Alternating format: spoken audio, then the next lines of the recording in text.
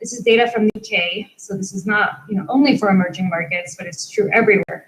It shows that there is a very strong correlation between poor housing quality and COVID death rates. So the lower the housing quality, the higher the overcrowded, the higher the number of people in the houses, the higher the level of contagion, and the more likely, unfortunately, people are to succumb to COVID-19. So, the case for housing, for better quality housing, for more housing has become very, very strong with this pandemic.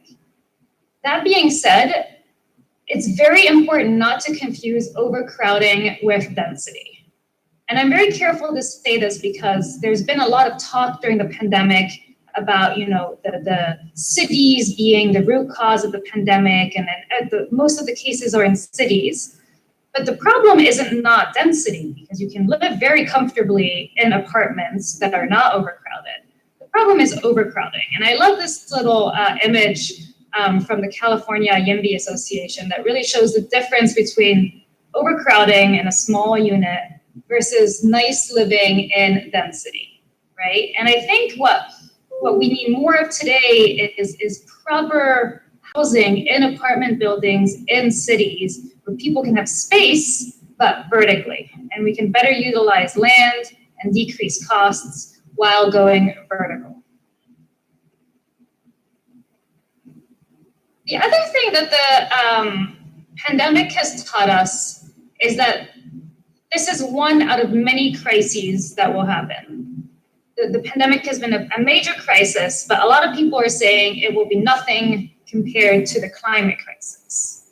The climate crisis is going to shake us, and it already is starting to shake us, beyond anything we can imagine. And so now is the time to really adapt. Any housing that we build today, any new homes must be green. We simply cannot afford to build homes that are not green. We must think towards the future. And we know now that green doesn't necessarily mean more expensive. We just need to take this into account, because the houses we build today will still be here in 50 years, hopefully. And if they're consuming a lot of energy and consuming a lot of water, we will be in big trouble. The other thing that we need to take into account, and this has also been mentioned, is that we must not only focus on new housing. Yes, we need to build new housing, but we have a lot of houses that already exist that need to be fixed up. And if you see on the chart on the right, Mexico, Indonesia, Kenya, the qualitative housing deficit can be as large or even larger than the quantitative one. And by just focusing on building new homes, we are missing out on supporting the existing housing stock. And I can't remember what the exact numbers are, but I've seen studies that show that something like 90% of the buildings that exist today will still exist in 50 years. So we need to focus on the retrofitting homes, on making them green, but also climate resilient. We can't continue rebuilding, destroying and rebuilding homes, because every time we do so, we consume resources. We consume financial resources, but we also consume environmental resources. We put out greenhouse gas emissions, and these things are terrible for the planet. So we must retrofit the houses that exist today. And countries around the world have already taken this opportunity, like the UK and the US, that have launched major green retrofit programs to make existing homes more energy and climate efficient. And I'm sure you have seen this meme that has been all over the internet, but I like it a lot because, like, right now, yes, we're still going through the COVID-19 wave, and everybody is worried about the recession wave that is going to engulf us. But the even bigger wave will be climate change. So what we need to do when we think of housing is, how can we address these three waves with one single investment? The other thing that we need to take into account, and this is so important, is that the pandemic has not affected everybody equally. And that's true about many things, including disasters. But this public health pandemic has really impacted women the most, and the poor. And women, if you look at the numbers, they're kind of astonishing. Even though women globally make up 39% of global employment, 54% of jobs lost have been among women. So women have lost far more income than men. And part of the reason is, lies in culture and tradition, where women stay at home and take care of the children. But also because women tend to have more informal jobs, which have suffered more during the pandemic. And, as a woman myself, when the daycares closed, it was very difficult to take care of a child and also have a full-time job at the same time. So taking this into account, what can we do, knowing that the pandemic has not affected everybody equally? What can we do to make housing more inclusive? How can we help women more?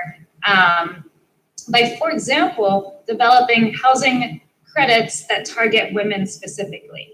Since women tend to spend more time at home, they should be more invested in the quality of the home, and they have more to gain from better quality housing. And there's been a study by the IFC showing that in Kenya alone, in just one country, the estimated market size for women targeted housing loans is over $14 billion US. So this is a major opportunity for emerging markets to look at this whole new market segment, look at women, take their needs into account, and develop housing policies and housing products that are a lot more inclusive. And finally, and I'm sure this has been talked about too, housing is such a great investment for speeding up economic recovery. Housing, it can do many things, but it can also create many, many jobs, as you well know. And actually, the chart on the right shows responses by economists in Australia. And they were asked, if you were to pick one sector to invest in to create the biggest bang for your buck in Australia after the pandemic, which one would be? And social housing came up first. So these, academic economists picked social housing as the top economic priority for Australia. And I think this applies also to many African countries as well. And there's a reason why, I believe. I think housing, when you create many, many houses, you hire maybe not one developer, maybe not two developers, but many developers and many small contractors, and they can create many, many jobs, especially if you're doing housing upgrades. Then you hire very small contractors who hire their friends and their family. Whereas if you're building a bridge or a highway or some of these major infrastructure projects, you're probably going to work with bigger companies who have more machinery and hire fewer people. So the impact on employment is lesser. So social housing has really come out to be one of the top major ways of stimulating the economy after the pandemic. So to kind of summarize, housing has these transformational impacts, not only on the economy, but on public health, on the environment, and also on inclusion. And so this is kind of just my main point here, is that housing is the major opportunity for all of you. You can use housing in this crazy crisis we're going through to tackle many birds with one stone. And I encourage you to seize on this opportunity moving forward. And I can't wait to hear some of your ideas to do so. Thank you very much. Olivia, thank you very much.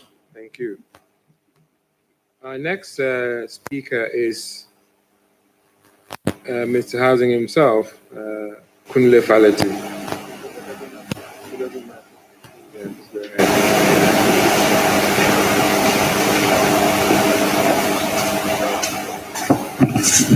Good afternoon, ladies and gentlemen. I don't have a presentation to make. However, we all recognize the reason we're here today for this 15th edition of the Abuja International Housing Show. We have many stakeholders in the housing, construction, building industry. one of the focus is to harness collaboration, encourage stakeholders to work together towards a common objective. I actually am interested in listening to the Central Bank of Nigeria on how we can, as an industry, respond to the imbroglio, if I may, of the housing gap, housing deficit, or what you call it. The statement by the Honorable Minister for Works and Housing is a wake-up call. Do we have an housing deficit? Is the number correct? You know, those are very thought-provoking issues we will look at.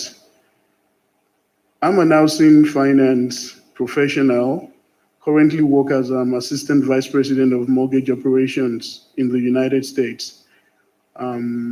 I was at some point the MD of Diamond Mortgage, subsidiary of Diamond Bank. I was also the Chief Risk Officer of Union Bank, Union Homes Savings and Loans, a subsidiary of Union Bank. My focus in terms of career has been on the consumer.